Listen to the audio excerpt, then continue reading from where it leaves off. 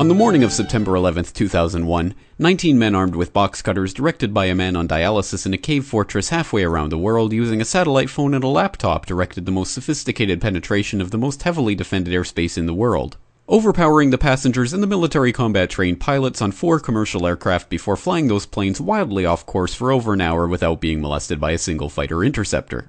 These 19 hijackers, devout religious fundamentalists who like to drink alcohol, snort cocaine, and live with pink-haired strippers, managed to knock down 3 buildings with 2 planes in New York, while in Washington a pilot who couldn't handle a single-engine Cessna was able to fly a 757 in an 8,000-foot descending 270-degree corkscrew turn to come exactly level with the ground, hitting the Pentagon in the Budget Analyst Office where DoD staffers were working on the mystery of the $2.3 trillion that Defense Secretary Donald Rumsfeld had announced missing from the Pentagon's coffers in a press conference the day before, on September 10th, 2001.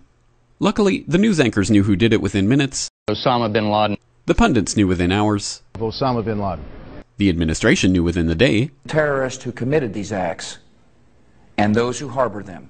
And the evidence literally fell into the FBI's lap. That a hijacker's passport was found blocks from the World Trade Center crash site, if you can believe that. But for some reason, a bunch of crazy conspiracy theorists demanded an investigation into the greatest attack on American soil in history. That investigation was delayed, underfunded, set up to fail, a conflict of interest, and a cover-up from start to finish. It was based on testimony extracted through torture, the records of which were destroyed. It failed to mention the existence of WTC-7, Able Danger, P-TECH, Sibel Edmonds, OBL and the CIA, and the drills of hijacked aircraft being flown into buildings that were being simulated at the precise same time that those events were actually happening. It was lied to by the Pentagon, the CIA, the Bush administration, and as for Bush and Cheney, well, no one knows what they told it because they testified in secret, off the record, not under oath, and behind closed doors. It didn't bother to look at who funded the attacks because that question is ultimately of little practical significance.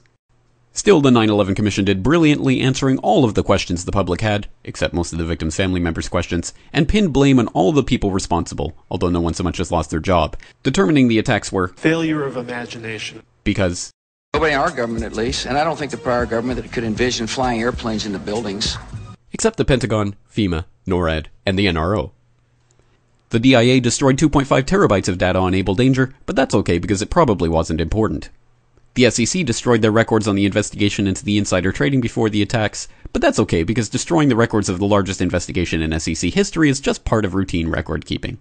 NIST has classified the data that they used for their model of WTC-7's collapse, but that's okay because knowing how they made their model of the collapse would jeopardize public safety. The FBI has argued that all material related to their investigation of 9/11 should be kept secret from the public, but that's okay because the FBI probably has nothing to hide. This man never existed, nor is anything he had to say worthy of your attention, and if you say otherwise, you are a paranoid conspiracy theorist and deserve to be shunned by all of humanity. Likewise him, and her. And her, and her, and him. Osama bin Laden lived in a cave fortress in the hills of Afghanistan, but somehow got away. Then he was hiding out in Tora Bora, but somehow got away.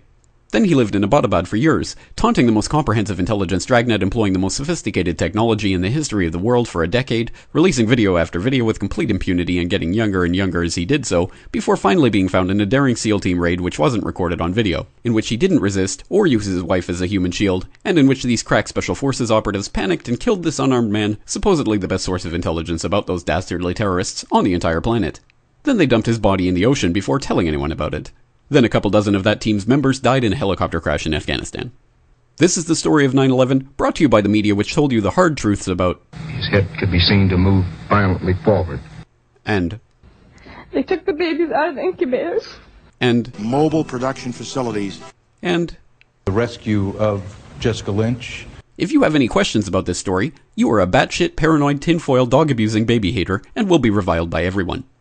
If you love your country and or freedom, happiness, rainbows, rock and roll, puppy dogs, apple pie, and your grandma, you will never ever express doubts about any part of this story to anyone. Ever. This has been a public service announcement by the Friends of the FBI, CIA, NSA, DIA, SEC, MSM, White House, NIST, and the 9/11 Commission. Because ignorance is strength.